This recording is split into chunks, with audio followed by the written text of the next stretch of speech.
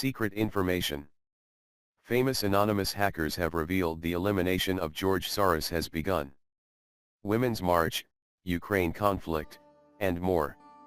Anonymous recently published a video titled "The Elimination of George Soros Has Started," and to be honest, I'm pretty excited about it. George Soros is a key member of the shadow government disguised as a philanthropic billionaire. His donations seem heartfelt and meaningful, but if you look a little closer, you'll realize that every donation he makes has an ulterior motive behind it, helping to secure his control over the political landscape and in turn profit from it. George Soros history, how he gained political power. George Soros' current net worth is $23 billion. After selling his company, Soros Fund Management, in 2000, he's been focusing on his humanitarian efforts through his philanthropic Open Society Foundations, OSF. Soros started making strategic political donations to essentially fund revolutions in different European countries and made a fortune amidst the chaos. He also made a killing off European forced migration and other color revolutions. In 2004, Soros started making heavier investments in the United States, stating, "I deeply believe in the values of an open society. For the past 15 years I have been focusing my efforts abroad, now I am doing it in the United States." Could open society be referring to a new world order? Soros has donated money to a number of left groups such as the Tides Foundation, Center for American Progress, and the Democracy Alliance to influence campaign finance laws.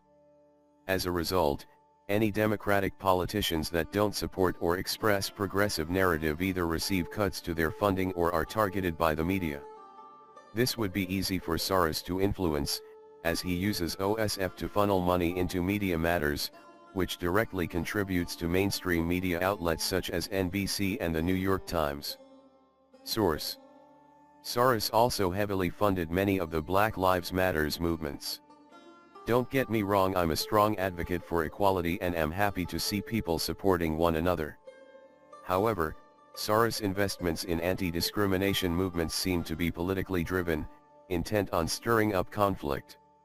Related All Lives Matter racism, bigotry, and prejudice is a human issue cabal divide and conquer, Black Lives Matter, produced by George Soros? According to the most recent tax filings of OSF, Soros donated at least $33 million to support the activists in Ferguson in 1 year alone. According to the Washington Post, these donations ultimately resulted in a nationwide movement, social media campaigns, more protesters, and stirred crime in Missouri. Other Soros-funded groups were instructed to create academic research and editorials to disseminate to the news media to keep the story alive. In addition to funding these movements, Soros is actually tied to the creation of the term Black Lives Matter. Cassandra Frederick, policy manager at the Drug Policy Alliance founded by Soros, works directly with Opal Tometi, who runs the Black Alliance for Just Immigration and is the co-creator of Number Black Lives Matter. According to those same tax filings, Soros donated $100,000 to Black Alliance for Just Immigration in 2011. The Number Black Lives Matters group Soros donated to actually attacked Bernie Sanders and supported Hillary Clinton. This isn't surprising, as Soros is good friends with the Clintons, taking on a senior role in the Ready for Hillary group and donating more than $15 million since 2013 to pro-Clinton groups and super PACs. Why Anonymous is targeting Soros? It's clear that Soros could easily influence foreign policy wherever he has investments.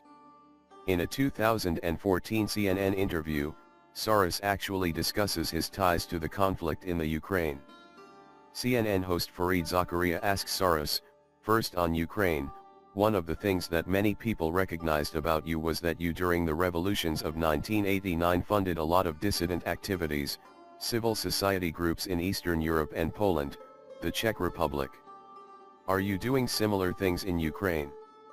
Soros responds, "Well, I set up a foundation in Ukraine before Ukraine became independent of Russia.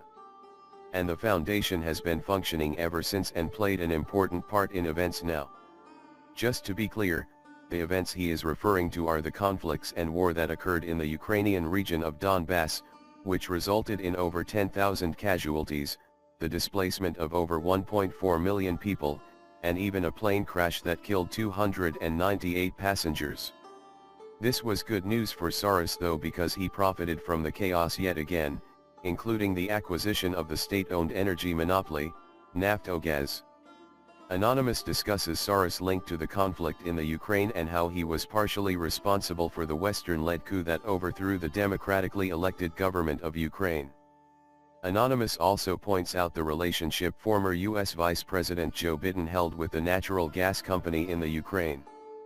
The good news, highlighted in the video, is that George Soros is losing friends in power with the election of U.S. President Donald Trump.